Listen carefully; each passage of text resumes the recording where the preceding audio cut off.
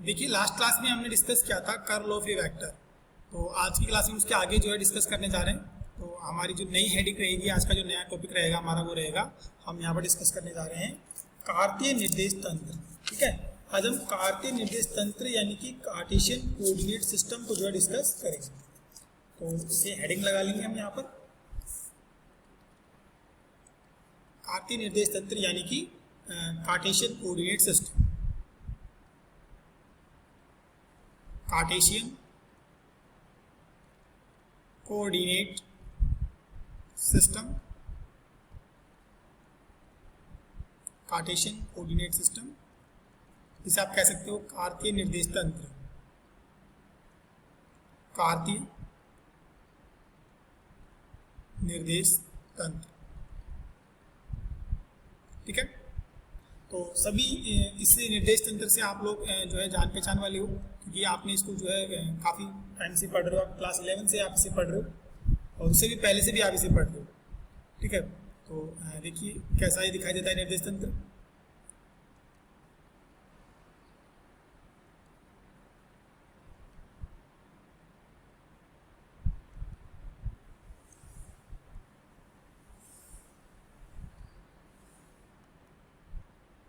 ये आपके पास में क्या है, कार्तीय निर्देश तंत्र है। लेट सपोज ये हमारे पास में एक्स एक्सिस है और ये हमारे पास में वाई एक्सिस है और ये हमारे पास में जेड एक्सिस है। तो कार्तीय निर्देश तंत्र में ये वाला जो बिंदु होता है आपके पास में, ये वाला पॉइंट क्या है, ओरिजिन है। और इस ओरिजिन से आप देख पा रहे हो कि ये वाली जो एक्सिस है आपके पास में एक्स एक्सिस है और एक्स एक्सिस की जो दिशा होती है वो क्या होती है, आई कैप होती है। वाई एक्सिस आपके पास में ये वाला है और इसकी दिशा क्या होती है, इसकी दिशा होती है जे कैप। और जेड एक्सिस आपके पास में ये वाला है और इसकी दिशा हम ले रहे हैं यहाँ पर ए कैप। ठीक है, और ये जो एक्स वाई और जेड एक्सिस होते हैं आपस में क्या होते हैं, म्यूचुअली परपेंडिकुलर होते हैं, यानी कि एक दूसरे के क्या होते हैं, लंबवत होते हैं। यानी कि एक्स और वाई के बीच में जो एंगल बनता है वो 90 डिग्री का होता है। वाई और जेड के बीच में एंगल भी 90 डिग्री का होता है और एक्स और जेड के बीच में भी एंगल 90 डिग्री का होता है। ये जो जेड एक्सिस आपके पास में आपको दिखाई दे रहा है यहाँ पर, ये जेड एक्सिस जो है ये प्लेन के परपेंडिकुलर, ये वाला जो है बाहर की तरफ है और ये परपेंडिकुलर अंदर की तरफ है। ठीक है, इस तरीके से, लेकिन 2D में इसी तरीके से ही बनाया जाता है। तो जैसे मान लो आपके पास में अगर कोई पॉइंट, अगर मान लीजिए P है, जैसे कि ये पॉइंट P आपने यहाँ पर ले लिया इस तरीके से, तो इस पॉइंट P को रिप्रेजेंट करने के लिए इसके जो कोऑर्डिनेट्स आप लिखते हो वो लिखते हो एक्स वाई जेड। इस तरीके से जो हम कोऑर्डिनेट्स लिखते हैं। ठीक है, और जो लाइन एलिमेंट होता है वो आपके पास में किस तरीके से लिखा जाता है, एक्स एक्सिस पे जो आपके पास में लाइन एलिमेंट होता है वो होता है dx। इसी तरीके से वाई एक्सिस पे लाइन एलिमेंट होता है dy और z एक्सिस पे लाइन एलिमेंट होता है dz। ठीक है, और यहाँ पर अगर आप लाइन एलिमेंट यानी कि आपके पास में जिसको आप स्थिति सदिश बोलते हो, dr वेक्टर को लिखने का तरीका क्या रहता है, r वेक्टर को लिखने का तरीका रहता है यहाँ पर xi cap, yj cap and zk cap. सभी ने पढ़ा होगा ये वाला, हम इसे पढ़ते आ रहे हैं स्टार्टिंग से। तो ये हमारे पास में क्या होता है, स्थिति सदिश होता है कार्तीय निर्देश तंत्र में। इसे आप स्थिति सदिश या फिर इसे बोल सकते हो पोजीशन वेक्टर भी बोल सकते हो। इसे स्थिति सदिश या फिर पोजीशन वेक्टर इसे आप कह सकते हो। ठीक है, अब अगर हम यहाँ पर रेखा अल्पांश की बात करें तो रेखा अल्पांश को किस तरीके से लिखा जाता है, रेखा अल्पांश यानी कि लाइन एलिमेंट, रेखा अल्पांश यानी कि लाइन एलिमेंट को लिखा जाता है D R vector is equal to D X I cap, D Y J cap and D Z K cap. ये फॉर्मेट में आपने पढ़ा होगा। ठीक है, अब देखिए हमारे पास में कर्वीलीनियर कोऑर्डिनेट सिस्टम में, कर्वीलीनियर कोऑर्डिनेट सिस्टम में हमारे पास में इन कर्वीलीनियर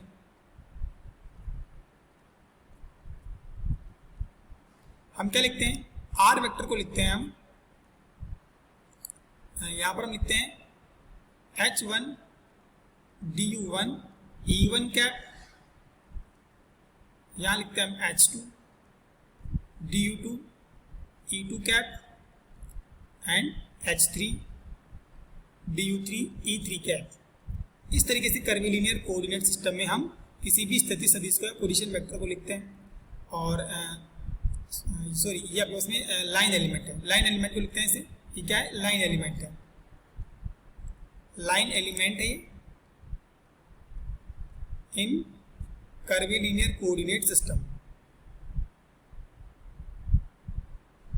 ठीक है, तो इस लाइन एलिमेंट को आप कंपेयर कीजिए। यहाँ पर देखिए, यहाँ पर डी आर वेक्टर की जगह पर डी आर वेक्टर आपको दिखाई दे रहा है, ये वाला कार्टेशियन वाला है, या आपके पास में इन कार्टेशियन कोऑर्डिनेट सिस्टम की हम बात कर रहे हैं, इन कार्टेशियन, ठीक है, और ये कर्वीलिनियर। तो यहाँ पर देखिए E1 कैप क्या है, डायरेक्शन को शो कर रहा है, और यहाँ पर देखो I कैप डायरेक्शन को शो कर रहा है, और बाकी जो भी आपके पास में वैल्यू थी ये वाली H1 DU1, इसको हम क्या बोल रहे थे, ये आपके पास में U1 कर्व के अलॉन्ग क्या था, आपके पास में रेखा अल्फांश था, लाइन एलिमेंट था U1 कर्व के अलॉन्ग। तो इसी तरीके से यहाँ पर x जो आपके पास में एक्सिस है उसके अलॉन्ग जो लाइन एलिमेंट है उसकी वैल्यू क्या है, dx है। ठीक है, आप यहाँ पर देख पा रहे हो कि जो काम यहाँ पर U1 कर रहा है वो काम यहाँ पर x कर रहा है। ठीक है, लेकिन यहाँ पर H1 H2 वाली कोई वैल्यू नहीं है, कोई वैल्यू नहीं है, इसका मतलब इसके मल्टीप्लाई में आप 1 सपोज कर सकते हो। ठीक है, तो यहाँ से आप लिख सकते हो कि जो आपके पास में H1 का जो मान है कार्टेशियन कोऑर्डिनेट सिस्टम में H1 का जो मान है वो 1 है।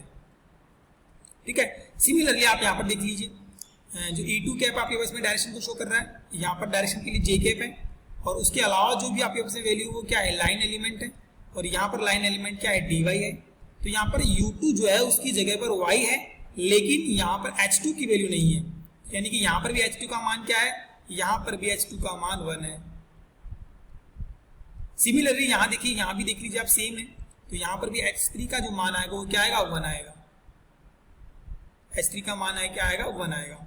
और इसके अलावा हम ये भी लिख देंगे कि यहाँ पर जो U1 है उसकी जगह पे कौन काम कर रहा है, U1 की जगह पर X काम कर रहा है, U2 की जगह पर कौन काम कर रहा है, Y काम कर रहा है, और U3 की जगह पर कौन काम कर रहा है, U3 की जगह पर Z काम कर रहा है। जहाँ पर DU1 लिखा जा रहा था वहाँ पर क्या लिखा जा रहा है, वहाँ पर DX लिखा जा रहा है। जहाँ पर DU2 लिखा जा रहा था वहाँ पर क्या लिखा जा रहा है, वहाँ पर DY लिखा जा रहा है। और जहाँ पर DU3 लिखा जा रहा था वहाँ पर क्या लिखा जा रहा है, DZ लिखा जा रहा है। ठीक है, और H1 H2 H3 की जगह पर हम क्या काम में ले रहे हैं, 1 काम में ले रहे हैं। तो इनको आप हाईलाइट कर लोगे, ये बहुत ही इंपॉर्टेंट रिजल्ट है। कार्टेशियन कोऑर्डिनेट सिस्टम के अंदर H1 H2 H3 की वैल्यू क्या है, ये वाली वैल्यूज है, ये बहुत इंपॉर्टेंट वैल्यूज है, इनको आप हाईलाइट कर लेंगे। और ये वाली वैल्यूज भी आपको आनी चाहिए कि यहाँ पर U1 की जगह X काम में ले रहे हैं, U2 की जगह Y काम में ले रहे हैं, U3 की जगह Z काम में ले रहे हैं, DU1 की जगह पर DX काम में ले रहे हैं, DU2 की जगह पर DY काम में ले रहे हैं, एंड DU3 की जगह हम DZ काम में ले रहे हैं। ठीक है, जहां पर हम कर्वीलिनियर कोऑर्डिनेट सिस्टम में किसी पार्टिकल की पोजीशन को दिखाने के लिए काम में लेते हैं R वेक्टर, और उसके कोऑर्डिनेट्स होते हैं U1 U2 U3। तो यहाँ पर कार्टेशियन में हम क्या करेंगे, जैसे मैं यहाँ पर एक लाइन बनाकर बता देता हूँ कि जैसे कार्टेशियन में अगर हम क्या करेंगे, कार्टेशियन में अगर है तो इसे लिखेंगे हम R वेक्टर बराबर R X Y Z, इस तरीके से लिखेंगे। कर्वीलिनियर कोऑर्डिनेट सिस्टम में लाइन एलिमेंट कुछ इस तरीके से लिखा जाता है, H1 DU1 E1 cap, H2 DU2 E2 cap. तो कार्टेशियन में कैसे लिखा जाएगा, कार्टेशियन में लिखा जाएगा DXI cap, DYJ cap, DZ के कैप। तो ये वाली वैल्यू भी आप चाहे तो यहाँ पर लिख सकते हैं। तो DR वेक्टर को लिखा जाता है यहाँ पर H1 DU1 E1 cap, H2 DU2 E2 cap, and H3 DU3 E3 cap. और यहाँ पर जो लाइन एलिमेंट है उसको लिखते हैं हम, DR वेक्टर को लिखने का तरीका यहाँ पर रहता है DXI cap, DYJ cap, and DZK cap. ठीक है,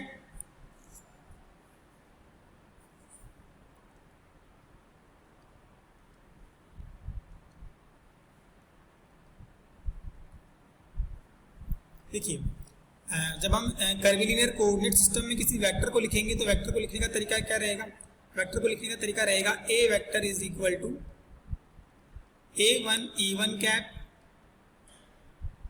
A2 E2 cap, A3 E3 cap, ये रहेगा।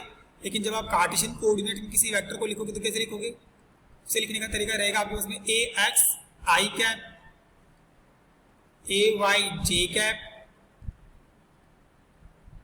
And A Z K cap.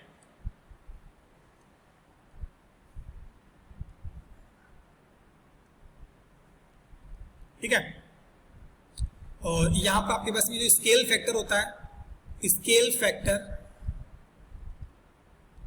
Factor कौन कौन से होते हैं? यहाँ पर स्केल फैक्टर होते हैं आपके पास में H1, H2, H3 होते हैं। और यहाँ पर स्केल फैक्टर की वैल्यू क्या होगी? यहाँ पर स्केल फैक्टर की वैल्यू होगी H1, H2, H3 तीनों की वैल्यू इक्वल होगी और तीनों का मान क्या हो जाएगा? 1 हो जाएगा।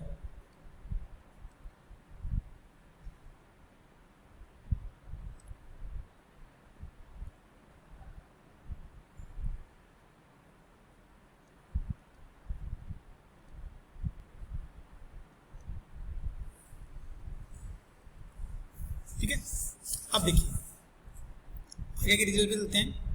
अब हमने 3 वैल्यू फाइंड की थी, उन तीनों वैल्यूज के बेस पे हम यहाँ पर लिखेंगे। ठीक है, यहाँ पर मैं एक लाइन ड्रॉ कर रहा हूँ।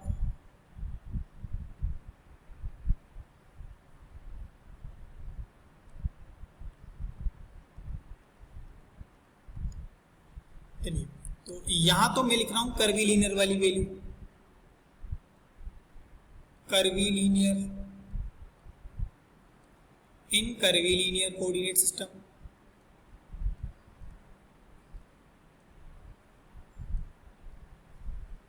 और यहां पर मैं लिख रहा हूं, दूसरी तरफ लिख रहा हूं इन कार्टेशियन कोऑर्डिनेट सिस्टम, इन कार्टेशियन कोऑर्डिनेट सिस्टम। ठीक है, चलिए नंबर 1 की बात करते हैं। तो पहले नंबर पे हम बात करते हैं ग्रेडियंट की। तो ग्रेडियंट हमने कैसे लिखा था? ग्रेडियंट ऑफ ए हमने लिखा था यहाँ पर ए इस तरीके से। तो यहाँ पर सॉरी ए नहीं लिखा था, हमने फाई लिखा था। फाई ले लेते हैं यहाँ पर, gradient of phi. Gradient of phi की जो वैल्यू हमने लिखी थी वो क्या लिखी थी? याद है किसी को? मैंने ग्रेडियंट वाला डेरिवेशन करवाया था, तो ग्रेडियंट की वैल्यू क्या निकाली थी हमने? ग्रेडियंट की वैल्यू हमने निकाली थी E1 कैप अपॉन H1 और del phi upon del U1 plus E2 cap upon H2 del phi upon del U2 next at E3 cap upon H3 del phi upon del U3। इस तरीके से था। ठीक है, हाँ किसी ने अपना स्पीकर ऑन कर रखा है, वो माइक बंद कर ले अपना, है ना। आप सिर्फ सुने और अगर आपको आता है तो वेल आप अच्छी तरह से लिख लें, अपनी नोटबुक में लिखें। आगे देखिए, तो हम कार्टेशियन में कैसे लिखेंगे? तो कार्टेशियन में लिखने का तरीका रहेगा हमारे पास में कि यहाँ पर आप लिखोगे ग्रेडियंट ऑफ फाई। अब देखो यहाँ पर E1 कैप की जगह पर कार्टेशियन में क्या होता है? आई कैप होता है, तो यहाँ पर क्या आ जाएगा? आई कैप आ जाएगा। और यहाँ पर H1 की जगह पर क्या होता है? 1 होता है, तो यहाँ पर 1 लिख देंगे।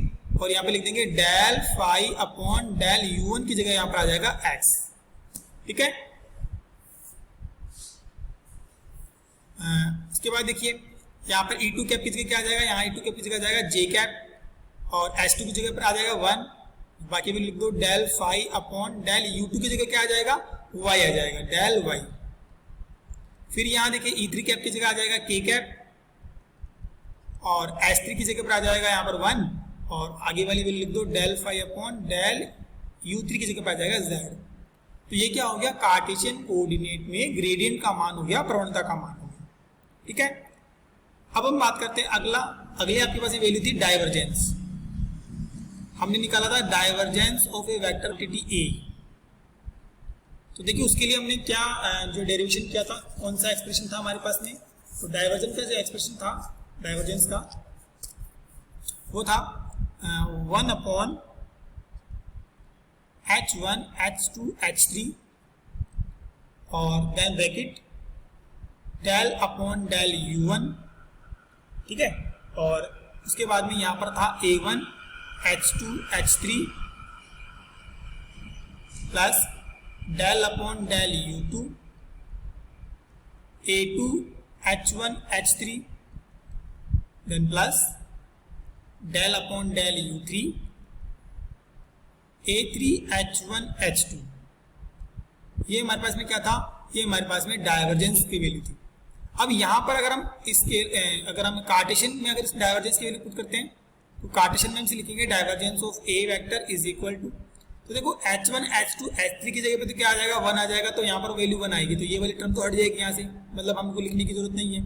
अब देखो यहाँ पर डेल अपॉन डेल U1 की जगह पे क्या आएगा, डेल अपॉन डेल U1 की जगह आएगा डेल अपॉन डेल X, ठीक है। फिर A1 की जगह हम लिख देंगे यहाँ पर AX।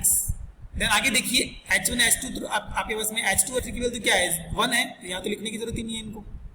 देन नेक्स्ट है डेल अपॉन डेल U2 की जगह आ जाएगा Y और A2 की जगह आ जाएगा AY। बाकी दोनों टर्म क्या है, 1 है, यानी H1 और H3 का मान 1 है, तो AY आ जाएगा ओनली। डेल अपॉन डेल, आगे देखिए यहाँ पर U3 है, तो U3 की जगह क्या आ जाएगा, Z आ जाएगा, और A3 की जगह क्या आएगा, A3 की जगह आ जाएगा AZ। बाकी आप देखिए H1 और H2 की वैल्यू क्या है, 1 है, तो ये आपके पास में क्या हो गया, ये आपके पास में हो गया कार्टेशियन कोऑर्डिनेट सिस्टम में डाइवर्जेंस का मान। इसी तरीके से आप जो लास्ट वाला है इसको भी लिख लीजिए, खुद से लिखने की कोशिश करें। Curl of A vector, curl of A vector, ठीक है। कॉपी पेन ले और खुद से लिखने की कोशिश करें और फिर मैच करें कि मैं जो कर रहा हूं और आप जो कर रहे हैं क्या वो सही है क्या, इससे आपको अच्छे से आ जाएगा, ठीक है। तो कर्ल के लिए वैल्यू क्या थी आपके पास में, क्या फॉर्मूला हमने लिखा था कर्ल के लिए, कल के लिए हमने निकाला था 1 अपॉन H1 H2 H3, फिर यहाँ पर डिटर्मिनेंट, ठीक है, डिटर्मिनेंट हमने लिया था, और यहाँ वैल्यू थी E1 cap H1 E2 cap H2 E3 cap H3 del upon del U1 del upon del U2 del upon del U3, ठीक है। और यहाँ पर वैल्यू थी A1 H1 A2 H2 A3 H3, ये हमारे पास में थी कर्ल की वैल्यू। तो यहाँ पर देखिए कर्ल हम कैसे लिखेंगे, यहाँ कर्ल लिखने के लिए हम क्या करेंगे, इस तरीके से। अब देखिए H1 H2 H3 तीनों की वैल्यू क्या है हमारे पास में, कार्टेशियन में 1 है, तो यहाँ पर 1 आ जाएगा, यानी इसको हम लिखने की जरूरत नहीं है हमें। आगे देखेंगे E1 कैप की जगह क्या आएगा, I कैप आ जाएगा, और यहाँ पर H1 की जगह 1 आ जाएगा।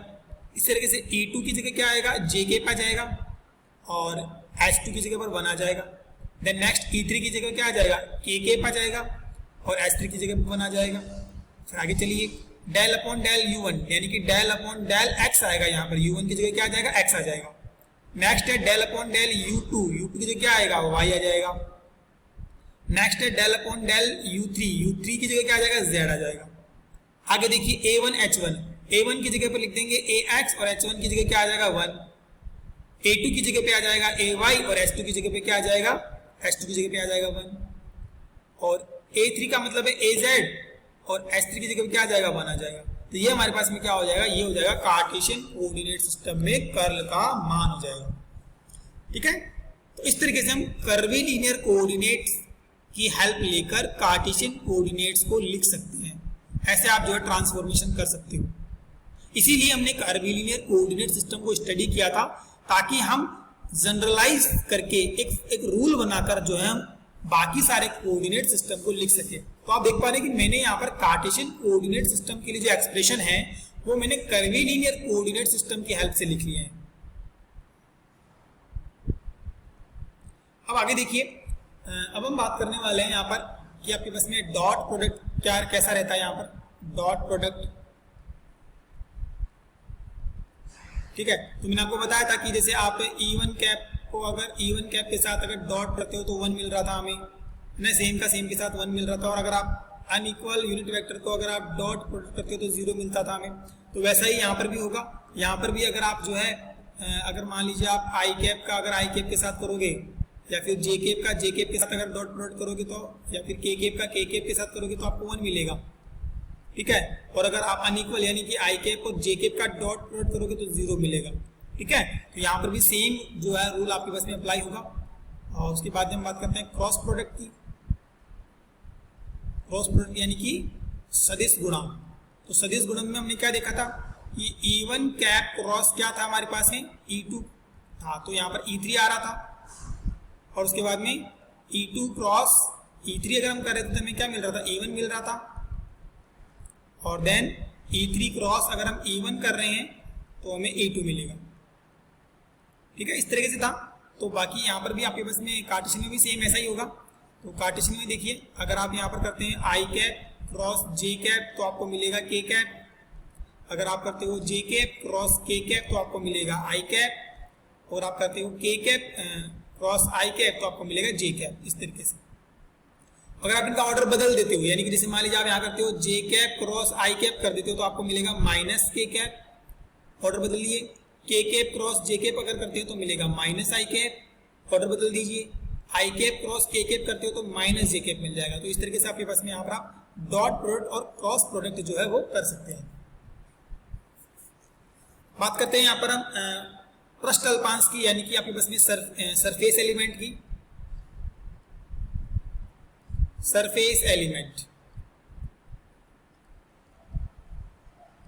देखिए, याद कीजिए कर्वीलिनियर कोऑर्डिनेट सिस्टम में हमने सरफेस एलिमेंट कैसे लिखे थे, हमने लिखे थे सरफेस एलिमेंट जैसे मान लीजिए DS1 हमने वहां पर लिखा था, DS1 लिखा था तो मैंने क्या क्या लिखा था वहां पर, हमने लिखा था DU2 DU3, यहां हमने लिखा था H2 H3, और डायरेक्शन क्या आई थी, डायरेक्शन आई थी E1 कैप। उसी तरीके से हमने DS2 लिखा था वहां पर H1 H3 DU1 DU3 and यहाँ डायरेक्शन आएगी E2 कैप। जो ये आपके पास में ये वाला ना, ये डायरेक्शन आती है यहाँ पर, और DS3 हमने लिखा था वहां पर H1 H2 DU1 DU2 and E3 cap. ठीक है, तो यहाँ पर कार्टेशियन में हम इनको कैसे लिख सकते हैं, कार्टेशियन में लिखेंगे हम DS1 बराबर, यहाँ देखो H2 H3 की वैल्यू तो 1 है, और DU2 की जगह क्या है, dx है, सॉरी यहाँ पर DU2 की जगह मतलब आएगा dy आएगा, तो DU2 की जगह आएगा dy, और DU3 की जगह आएगा dz, और E1 कैप की जगह आ जाएगा I कैप। आगे देखिए DS2 की वैल्यू क्या आएगी, H1 H3 का मान 1, DU1 का मान dx, DU3 का मान dz, और E2 का मान हो जाएगा यहाँ पर z कैप। DS3 देखिए H1 H2 का मान कितना है, 1 1 है, और DU1 का मान कितना हो जाएगा, dx हो जाएगा, DU2 का मान dy हो जाएगा, और E3 कैप का मान हो जाएगा k कैप। तो ये आपके पास में क्या हो गए, पृष्ठ अल्पांश हो गया, यानी कि आपके पास में सरफेस एलिमेंट की वैल्यू हो गई। नेक्स्ट और फाइनल आपके पास में जो एक्सप्रेशन वो रहेगा वॉल्यूम एलिमेंट का। वॉल्यूम एलिमेंट, ठीक है, वॉल्यूम एलिमेंट को कैसे डिसाइड करते हैं हम, तो वॉल्यूम एलिमेंट आपने कैसे लिखा था, कर्वीलिनियर कोऑर्डिनेट सिस्टम में हमने लिखा था वॉल्यूम एलिमेंट को H1 H2 H3 DU1 DU2 DU3, ये हमारे पास में वॉल्यूम एलिमेंट था। तो हमारे पास में कार्टेशियन कोऑर्डिनेट सिस्टम में जो वॉल्यूम एलिमेंट रहेगा वो क्या रहेगा, वो रहेगा H1 H2 H3 की वैल्यू 1 1 हो जाएगी, और DU1 की जगह आ जाएगा dx, DU2 की जगह आ जाएगा dy, और DU3 की जगह आ जाएगा dz। तो ये सारी वैल्यूज हमने कर ली, जो जो वैल्यूज हमने कार्टेशियन में फाइंड की थी, सॉरी कर्वीलिनियर में फाइंड की थी, वो हमने फाइंड कर ली। ठीक है, तो